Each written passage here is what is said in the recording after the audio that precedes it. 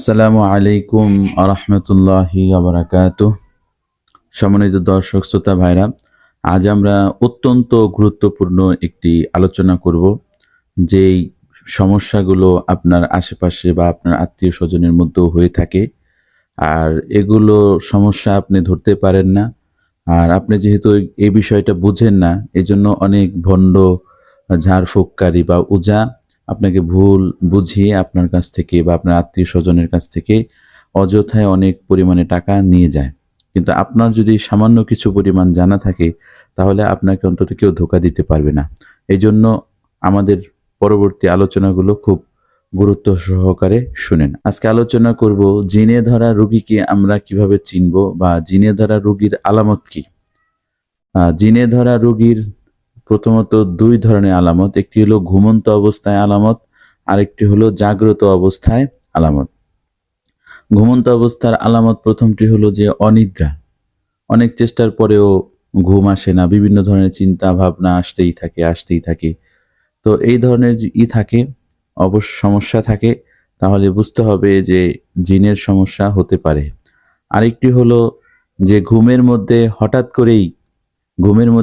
করে চিৎকার দিয়ে ওঠা, ঘুমের মধ্যে কারো সাহায্য চাওয়া, অথবা উপর থেকে নিচে পড়ে যাওয়া ঘুমের মধ্যে। তারপরে ঘুমের মধ্যে স্বপ্ন দেখা যায় আপনি কবরস্থান দিয়ে হাঁটতেছেন, অথবা নির্জন জায়গা দিয়ে হাঁটতেছেন, অথবা আবর্জনা ময়লা অথবা গাছের উপর দিয়ে হাঁটতেছেন, অথবা টিনের চালের উপর দিয়ে হাঁটতেছেন, বা ছাদের কার্নিশের উপর দিয়ে হাঁটতেছেন। বিভিন্ন জায়গায় বিভিন্ন ভয়ঙ্কর আকৃতির প্রাণীর মানুষ আপনারা দেখতেছেন, লম্বা লম্বা মানুষ, খাটো খাটো মানুষ।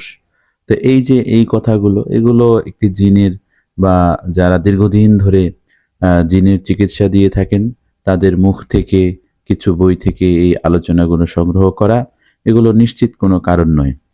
আর জাগ্রত অবস্থায় কিছু আলামত হলো এরকম যে সবসময় মাথা ব্যথা থাকা। আপনি ডাক্তারের কাছে যান, ডাক্তার বলে যে আপনার মাথায় কোনো সমস্যা নেই, শরীরে কোনো সমস্যা নেই, কিন্তু বাড়িতে আসলে বা আপনার কর্মস্থলে গেলে আপনার মাথা ব্যথা করতে থাকে, অস্থিরতা, অস্থির অস্থির ভাব করতে থাকে।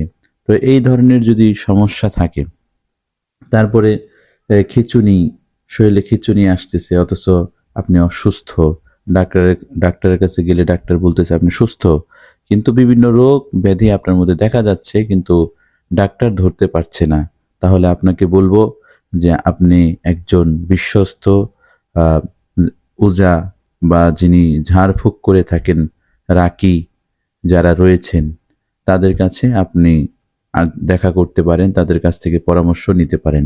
আসসালামু আলাইকুম আ রহমতুল্লাহি ওয়া বারাকাতুহু।